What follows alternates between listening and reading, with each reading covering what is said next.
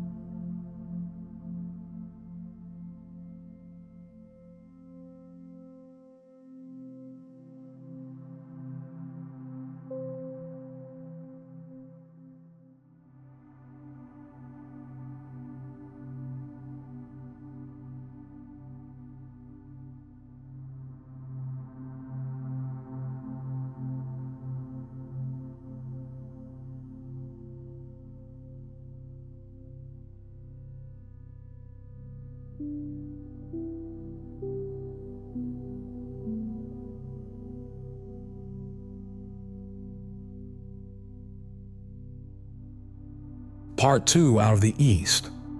The plague did not begin in Europe. It began, as far as we can tell, somewhere in the steppes of Central Asia, perhaps years earlier. The disease lived naturally among the wild rodents of the region, marmots and gerbils and similar creatures. From time to time, it would flare up among them and occasionally spread to humans who hunted them or lived nearby. In the 1330s and 1340, something disturbed this natural balance. Perhaps climate change drove the infected rodents into new territories. Perhaps the disruptions of war and trade carried the disease along new paths. Whatever the cause, the plague began to spread among human populations in Central Asia, and then to move westward along the trade routes. It traveled with the caravans. It traveled with the armies. It rode in the saddlebags and grain sacks carried by the fleas on the rats that infested every camp and caravanserai.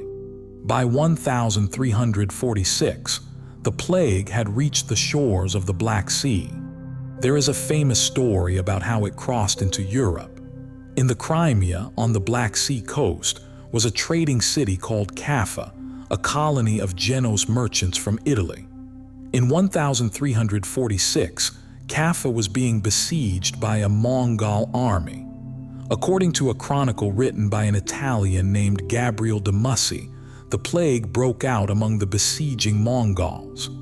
As their soldiers died in huge numbers, the Mongol commander, in a final act of desperation and cruelty, ordered the bodies of the plague victims to be loaded into catapults and hurled over the walls into the city.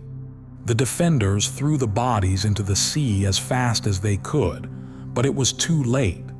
The plague took hold inside the city. Some of the Genoese merchants managed to escape Kaffa by ship. They sailed home toward Italy. They carried the plague with them.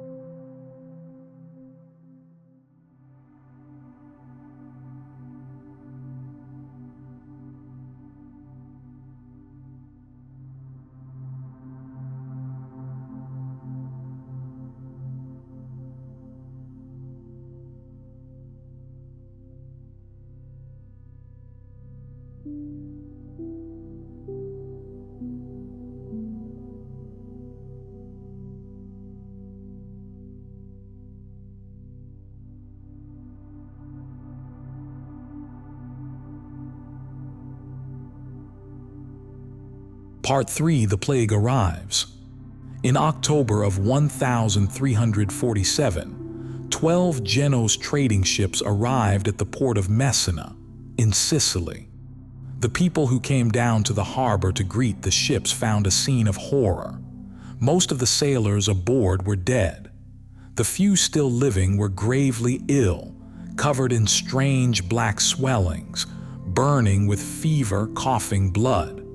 Within days of the ship's arrival, the people of Messina began to fall ill themselves. The authorities quickly realized that the ships had brought something terrible. They ordered the ships out of the harbor, but it was too late. The plague was already ashore, and the ships, driven away from Messina, simply carried the plague to the next port and the next. From Sicily, the plague spread with terrifying speed. It reached the Italian mainland. It reached the great trading cities of Genoa and Venice and Pisa. It reached Marseille in France. From these ports, it moved inland along the roads and rivers and outward along the coasts. By the summer of 1348, it had reached Paris and Bordeaux and the cities of Spain. It crossed the Channel to England, arriving first at a small port in Dorset, then spreading to Bristol, then to London. By 1349, it had reached Scandinavia carried, according to one account, by a ghost ship from England whose entire crew had died of the plague, which drifted ashore in Norway with its cargo of wool and its dead sailors. From Scandinavia, it spread to Russia, finally reaching the city of Moscow around 1351. In the space of about 4 years, the plague had swept across the entire continent of Europe, from Sicily to the Arctic, from Portugal to Russia. Almost nowhere was spared, and everywhere it went, it killed.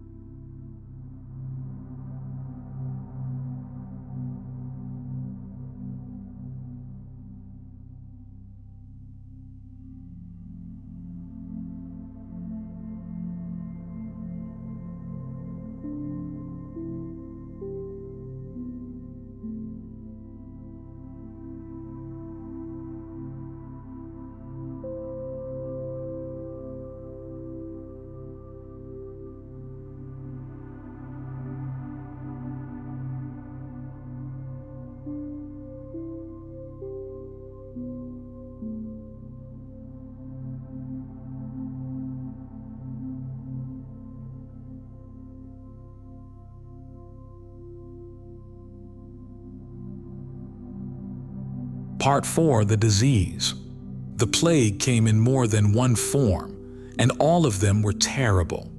The most common form was what we now call bubonic plague. It began with flu-like symptoms, fever, chills, weakness, aching limbs. Then came the characteristic sign that gave the disease one of its names. In the groin, the armpits, the neck, wherever the lymph nodes were, painful swellings appeared. These swellings, called buboes, could grow as large as an apple. They were hard, hot, and agonizingly painful. Sometimes they turned black as the tissue beneath them died. And this blackening may be one source of the name the Black Death, though that name actually came later. As the disease progressed, dark blotches appeared on the skin, caused by bleeding underneath. The victim suffered terrible pain, high fever, delirium. The smell, according to those who nursed the sick, was unbearable, the breath, the sweat. The buboes all gave off a horrible stench. For most victims of the bubonic form, death came within a week. Perhaps 6 or 7 of every 10 people who caught it died. But there was a second, even deadlier form. This was pneumonic plague, which attacked the lungs. It spread directly from person to person through the air, through coughs and breath, without any need for fleas or rats. A person could catch it simply by being near a victim, by breathing the same air. And pneumonic plague was almost always fatal. Those who caught it would be dead within 2 or 3 days, coughing blood, drowning in their own fluids. And there was a third form, the rarest and the fastest of all, septicemic plague, which infected the blood directly. A person might go to bed feeling perfectly well and be dead by morning. This was the horror that the people of the 14th century faced. A disease they could not understand, could not treat, and could not escape. A disease that could kill in a week, in days, in hours. A disease against which their doctors, their medicines, and even their prayers seemed completely powerless.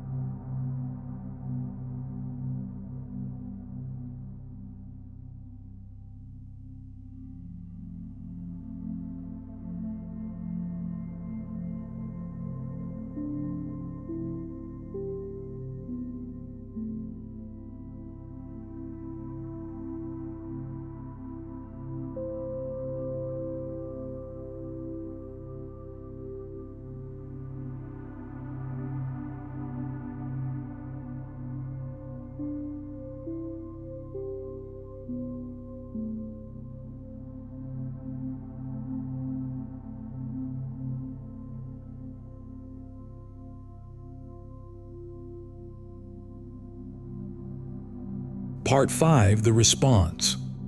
How did people respond to such a catastrophe? In many different ways. Some fled. Those who had the means, the wealthy, the nobility, often left the crowded cities for the countryside, hoping to escape the bad air they believed carried the disease. The famous Italian writer Boccaccio said his great work, the Decameron, among a group of young nobles who flee plague-stricken Florence to a country villa, where they pass the time telling stories. This actually happened. Those who could afford to flee fled. But the plague often followed them, and in any case, flight was not an option for most people. Some turned to extreme religious devotion. If the plague was God's punishment for human sin, then perhaps it could be lifted through repentance. A movement arose called the Flagellants, groups of people who marched from town to town, whipping themselves bloody with leather scourges studded with iron points in public displays of penance, hoping to turn away the wrath of God by their suffering. They marched in long processions, chanting and praying, their backs torn and bleeding. At first, many welcomed them, but the movement grew so extreme and so disruptive that the church eventually condemned it. Some turned to hatred and violence. In their search for someone to blame, many people turned on the Jews. A monstrous rumor spread that the Jews had caused the plague by poisoning the wells. It was completely false. The Jews were dying of the plague just like everyone else. But reason had little power in the face of such terror. In city after city, especially in Germany and along the Rhine, Jewish communities were attacked. Thousands of Jews were murdered, burned alive, driven from their homes. It was one of the worst waves of persecution in medieval history, and it stained the period with a horror beyond even the plague itself. Some doctors did what they could. The famous plague doctors, with their long-beaked masks stuffed with herbs and flowers to ward off the bad air, are an image that has come down to us through the centuries, though that particular costume actually dates from a later period. Medieval doctors tried bleeding, tried lancing the buboes, tried every remedy they knew. Almost nothing worked. Many doctors caught the plague and died alongside their patients. Others refused to treat the sick at all and fled. And some simply gave themselves over to despair or to wild pleasure-seeking. If death was coming for everyone anyway, some reasoned, why not eat, drink, and enjoy what little time remained? Chroniclers describe scenes of both extremes, of people abandoning all restraint, and of others retreating into isolation and prayer. But for most ordinary people, the response was simpler and more heartbreaking. They watched their families die. They cared for the sick as best they could. They buried the dead, and they waited to see whether they themselves would live or die.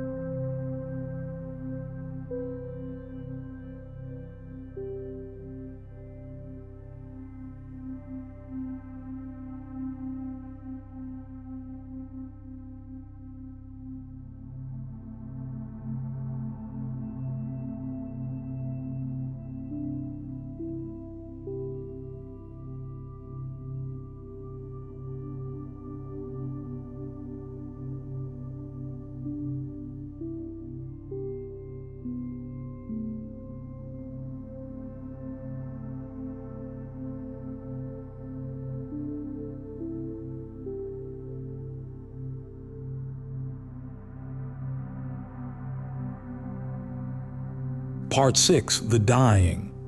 The scale of the death is almost impossible to imagine. In the worst-hit cities, the dead came faster than they could be buried. The traditional rituals of death, the deathbed confession, the funeral mass, the burial in the churchyard with family gathered around, all of this broke down completely. There were too many dead and too few living to bury them properly.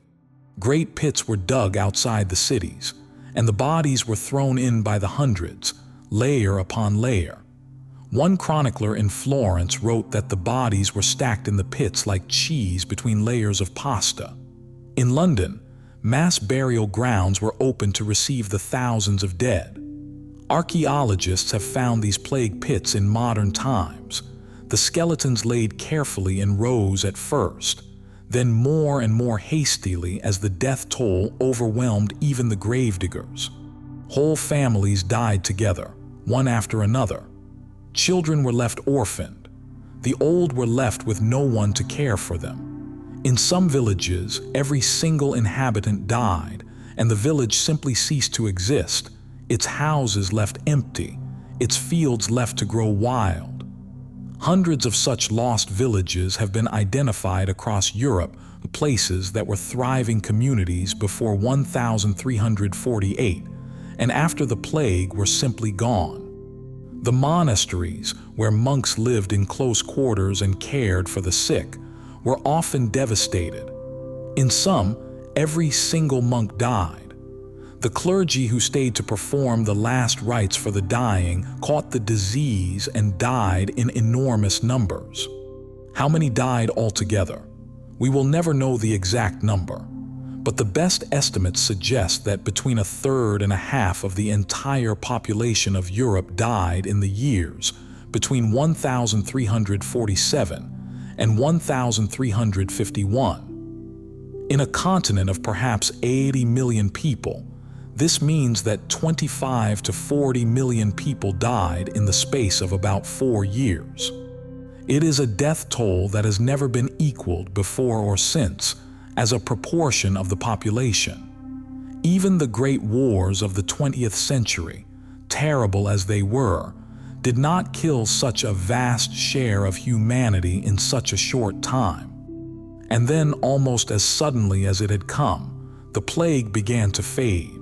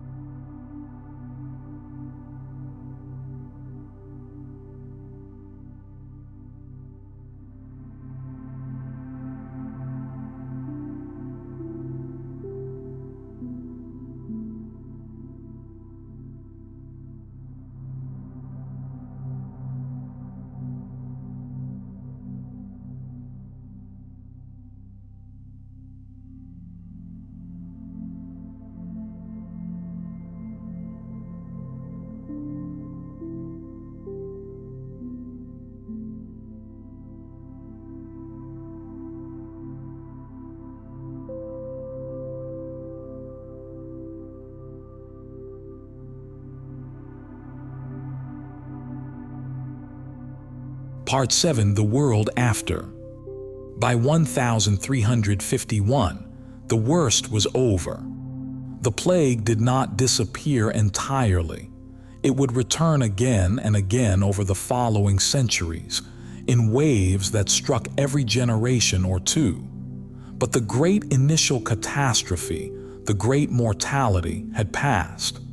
The survivors emerged into a changed world, and it was changed in profound ways.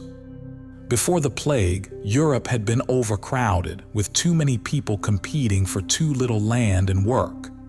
After the plague, with a third or more of the population gone, everything was different. Suddenly, there was more than enough land. There was more than enough food. And crucially, there was a shortage of workers. For the peasants and laborers who survived, this was, strangely, an opportunity. Before the plague, with so many people desperate for work, landlords could pay very low wages and demand harsh conditions. After the plague, with workers scarce, those same workers could demand higher wages and better treatment. If one landlord would not pay, another would. The old feudal system, which had bound peasants to the land and to their lords for centuries, began to break down. Landlords tried to hold the line, passing laws to freeze wages, trying to force peasants to stay where they were. But the economic reality was too powerful. Over the following decades, in many parts of Europe, the peasants gained more freedom, more mobility, and more wealth than they had ever had before. There were great peasant revolts in this period in France, in England, and other countries, as the lower classes, newly aware of their own power, rose up against the old order. These revolts were usually crushed, often brutally. But the world was changing nonetheless, and it would never return to exactly what it had been. The plague changed people's minds as well as their circumstances. The church, which had been unable to stop the plague or even to explain it satisfactorily, lost some of its absolute authority over people's minds. Many began to question, to doubt, to think for themselves.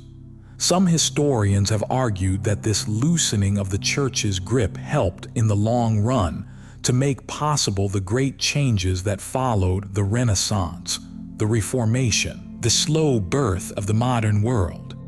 Art changed too. A new preoccupation with death appeared in the art of the late Middle Ages, images of skeletons, of the dance of death in which death leads away people of every rank, from kings to peasants. People had looked death in the face on a massive scale, and it left a mark on their imagination that lasted for generations. The Black Death was a catastrophe almost beyond comprehension. It brought unimaginable suffering and grief to tens of millions of people. And yet, out of that catastrophe, slowly, painfully, a new world began to emerge. A world with more freedom for ordinary people, more questioning of old authorities, and the first faint stirrings of the age that would eventually become our own.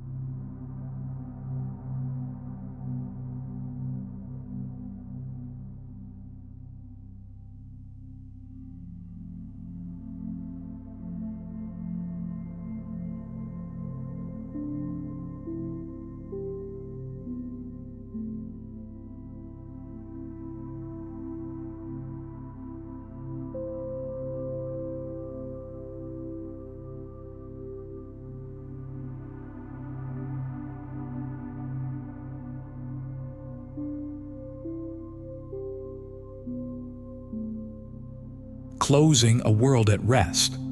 Let the story settle around you now. The medieval world grows quiet. Imagine a small town in Europe in the year 1353. The worst of the plague has passed. 2 years have gone by since the last great wave of death. The town is smaller now, many houses stand empty, and there are fewer people in the streets. But life is returning. Children play in the square again. The market has reopened. The fields around the town are being worked, though by fewer hands than before. It is evening. The sun is setting behind the western hills, painting the sky in shades of rose and gold.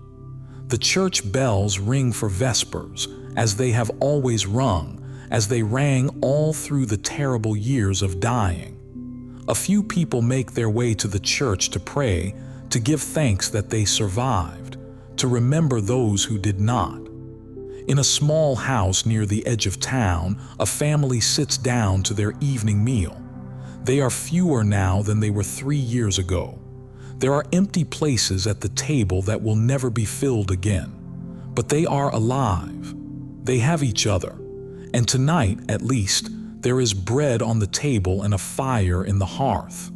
The survivors carry their grief quietly. Almost everyone has lost someone, a parent, a child, a husband, a wife, a friend. The memory of those terrible years will never fully leave them, but the human heart is resilient. Life goes on. The seasons turn. The fields are planted and harvested. Children are born. New families form. The town, smaller now but still alive, settles into its evening rest. The stars are beginning to appear over the rooftops.